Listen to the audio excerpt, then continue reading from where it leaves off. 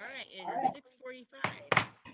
And after a long hiatus, we're back in person. So welcome to the October 12th board meeting. And if we can all rise for the Pledge of Allegiance together. I pledge allegiance to the flag of the United States and to the republic which stands one nation under God,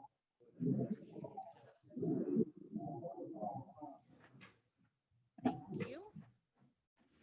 And we'll move on to a roll call. Secretary Slager. Yes. Trustee Bowser, Here. Anderhyde, Treasurer Gilmore, Here. Secretary Slager, Vice President Schaffner, Here. President Reed. Here. Thank you, and we do have a full quorum. And we will move on to the adoption of the agenda, and I will entertain a motion. Support. Any discussion? Having none. Vice President Schaffner, Yes. Secretary Slager, Yes. Treasurer Gilmore, Trustee Rivard, Trustee Yes. Bowser, Yes. President Reed. Yes, the agenda is adopted. And that brings us to gratitude. We are all here in the same boardroom. Yay. Agree. And we have a couple of audience members. Yay.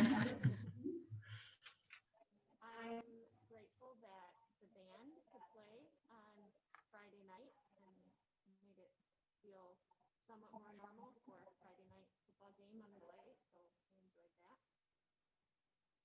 Agree. I'm grateful for the courage that everybody is showing every day to keep pushing the bar and doing the next thing. The band, for athletics, for school, just doing what we can for the kids.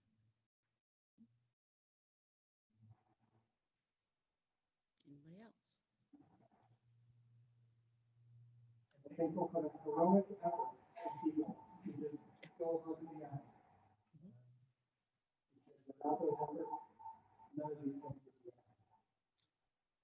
Very true. Okay. All right, we'll move on to, we have a high school student council report. We have with us, and you are, Of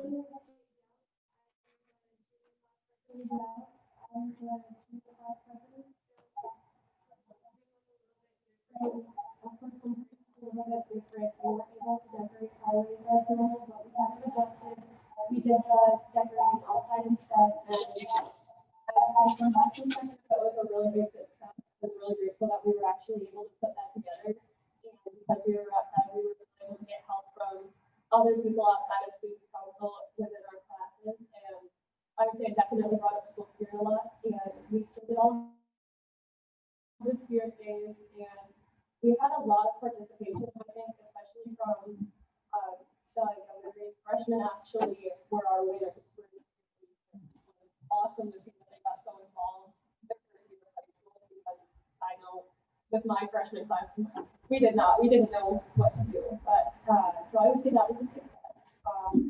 And then Powder Puff, I know the community had that unofficial game. I'm not sure if it was a week ago or 2 weeks ago, but we are having one through the school this coming Saturday, and it's been pretty good trying to put that together, but there's been a little bit of communication lacking, so we got that figured out. We've got all of our chaperones and everything figured out, and I believe coaches and everything like that, so I'm hoping that that'll be a success. Especially because it's not running like we normally would have it, and with the still semi-limited capacity and everything, I think that we definitely got the best that we can.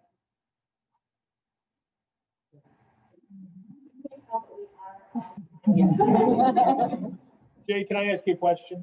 And I don't want you to go into depth, just kind of give us a brief overview. How is school spirit? Yeah, how is spirit in the school right now? would say it's as good as it can. Good. Okay. That's why I just wondered what an insider would have to say about it. And that's what we would expect, I think. What it could be for the situation. So, okay, thank you. Are you in person? Yes, You're in person? I definitely prefer it. I know some of my friends that they like having the security of not being exposed to a lot of people, but at the same time, they said that we wish we could have like the in-person experience, which is what I really value about being in school. I'm not the best online.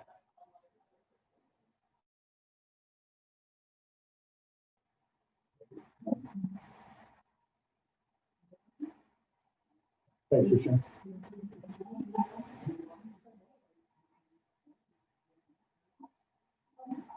I would like to say, okay. Good. Right, so everything.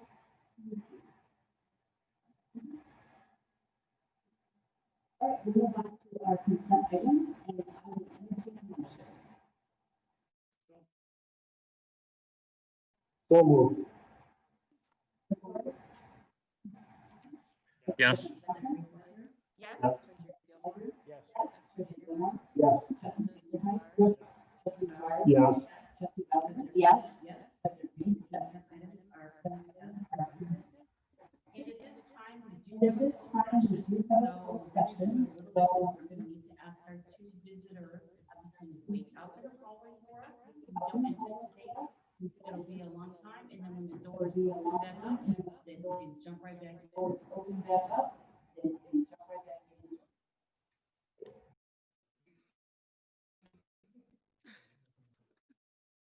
Need a flag. Oh, my goodness. Okay. Were you gonna, well. Perfect. Okay, so my update is brief tonight. First of all, the year-to-date budget update, if you were able to take a look at that.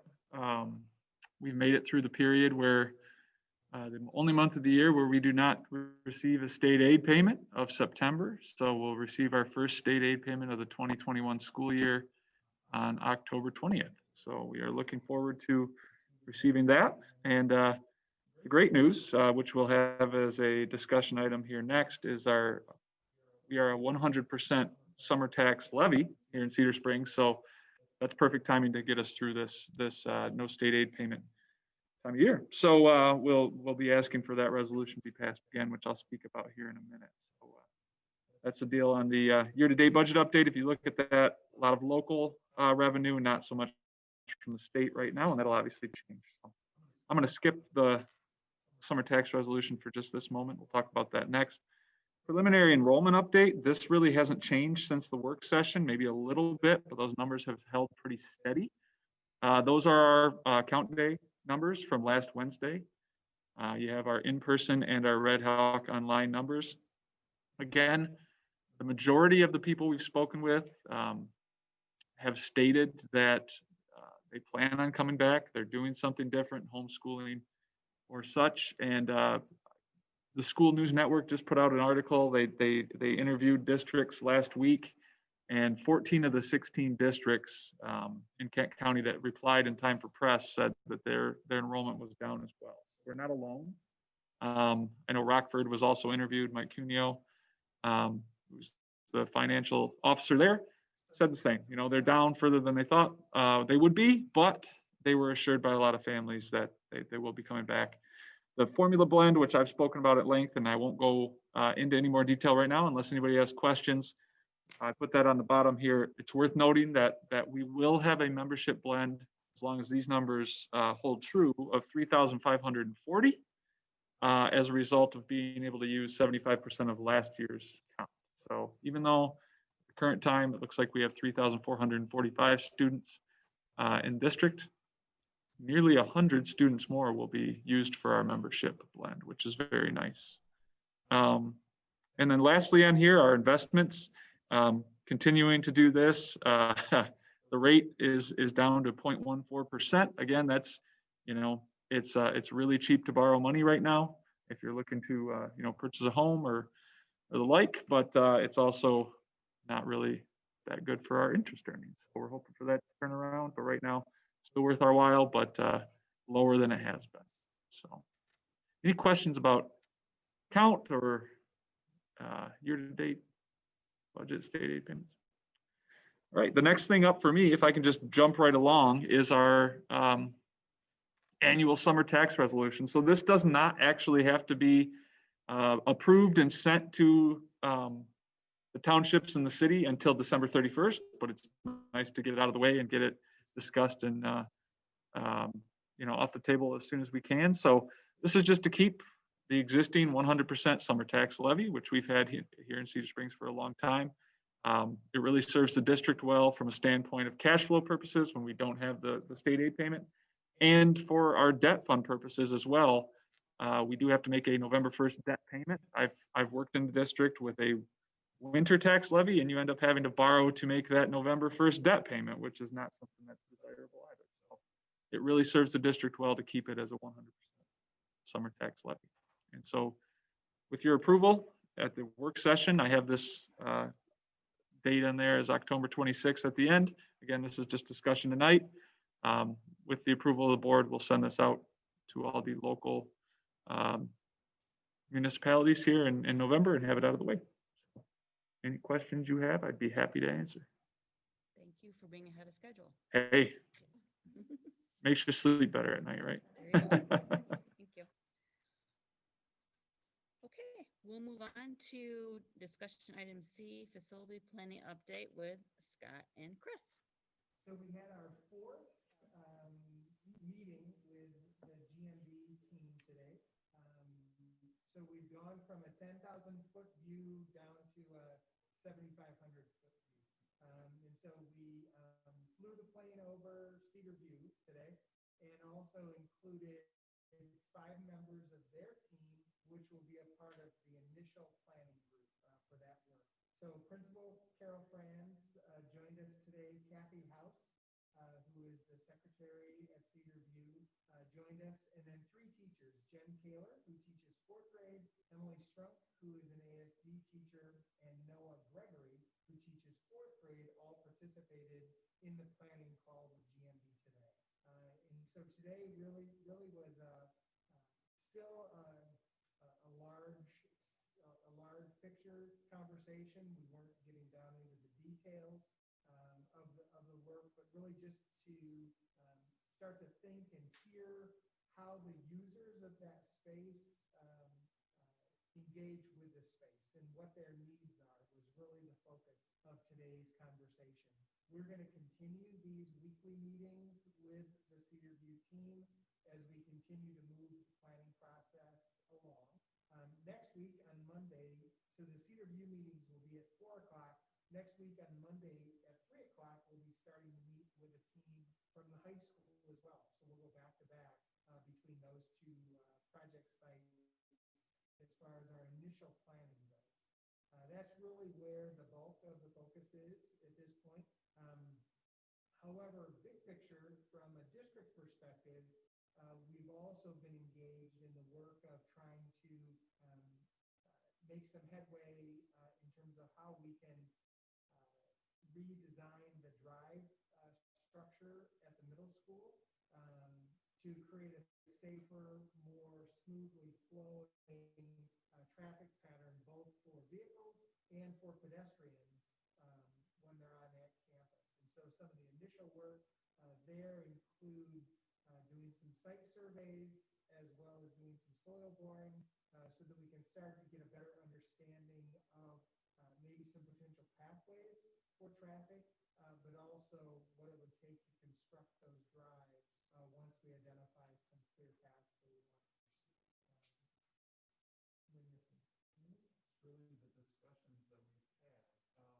One thing worth noting that I'll just point out, it's great to work with excellent companies, both GMB and Triangle don't intend to sell the bonds until next spring. So even though there's a cost to having their planning and site work being done, obviously they have team members working on this, but they are not going to bill Cedar Springs Public Schools until next spring for all of this work. So our original plan was to use general fund dollars to pay the invoices as they come in, but because they are excellent companies and understand that these are unprecedented times, they're going to hold off on their billing until we sell the bonds in the spring. So, yeah, but as far as those calls go, it's cool to start seeing it. So questions? You said you met with them 4 times? Yes. Yep. Via Zoom. Yeah, the first 3 meetings really, the first 2 meetings were just very large scale planning conversations. The 3rd meeting, we spent time really looking at the middle school needs because they think that that's a project that they can get started on earlier versus later. And then now the transition of focus is becoming Cedar View and the high school. All of the projects, they have said multiple times that the timeline is going to be maybe a little slower than anticipated due to 2 primary factors. The first being the availability of materials, and then the second being the availability of laborers.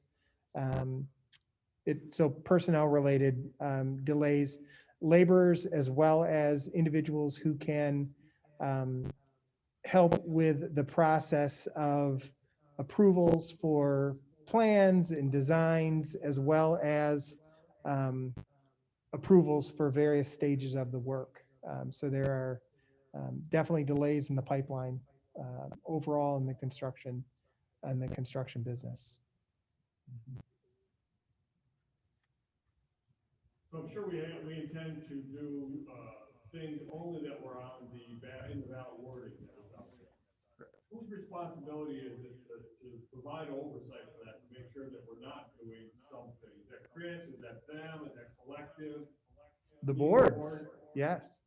So your report to us will include information that allows us to understand that we're within those guidelines? Correct, yes. Yep.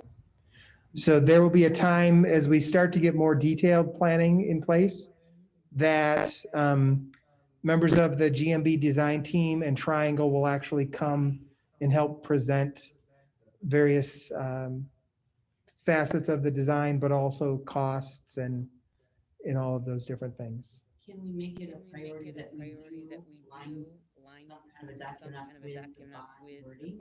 And so we have that documented, so it's not next step. Mhm. Mhm. Yeah, the process has to meet your needs as a board. Because I think that's, from what we've heard from the community and what I've experienced from the past, that's important. Yeah. That's important.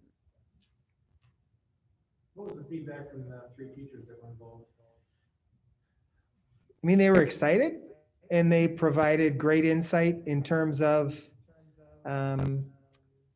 things like, having consideration for bathrooming needs for students with special needs, and making sure that we were thoughtful around that. I mean, this is a small project.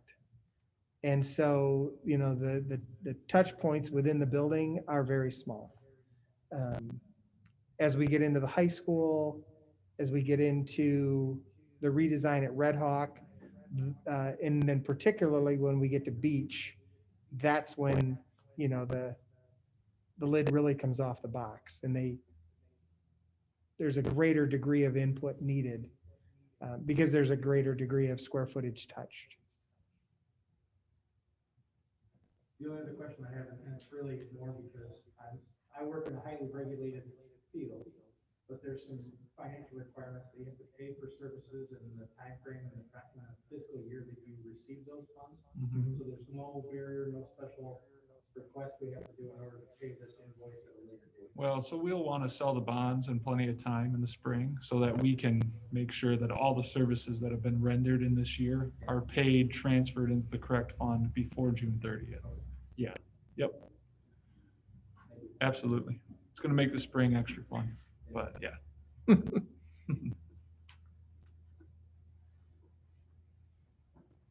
other questions? Thank you for doing that amid all the pandemic things. That's the fun stuff. It's going forward. You're welcome. All right, that brings right, that brings us to the portion of our meeting where we have public comments, and I have not received any papers. Let's see, paper. Anyone wants to speak? Anyone wants to speak? So, So, nobody in the room. nobody in the room? No one online. We're in session, so we're not opening up to online at this point, but our emails are out there for the public. Should anybody wish to contact us about any issues? So having no public comments, we'll move on to our lone action item. And it comes from our closed session for student discipline 1920.04, or reinstatement request, and I would entertain a motion. I move to do the recommendation of the committee and not allow the student back in to be reinstated. Second. Any discussion? Having none, Vice President Schaffner, Yes. Secretary Slager, Yes. Treasurer Gilmore, Yes. Trustee Vanderhyde, Yes. Rivard, Yes. Trustee Bowser, Yes. President Reed, yes, motion carried. That brings us to planning, and and I'll give Scott opening too, have our AIASB virtual on October 22nd. There is an MASB virtual legislative meeting on October 14th. And then our next board work session is October 26th. Those are the three things that I have before us.